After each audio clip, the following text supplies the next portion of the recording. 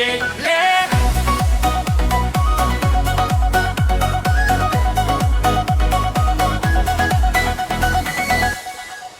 Sa pagbutlak sang adlaw sa baybay sang Gimaras, mangingisda aga pagabugtaw pangabuhi ginapangita. Sa kaumahan sang mangga kabuhi pa dayon, mga tao sa Gimaras marespito kag masaligan.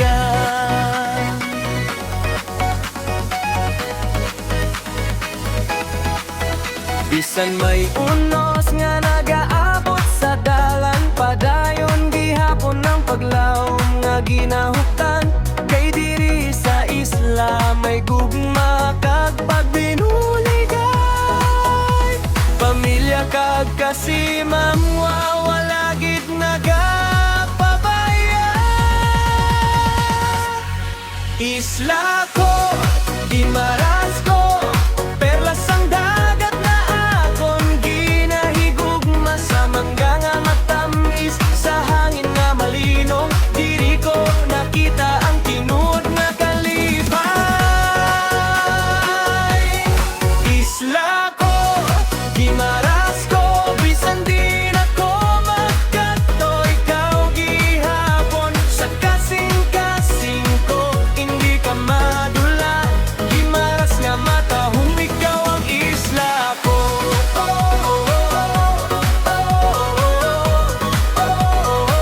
Ikaw ang isla ko.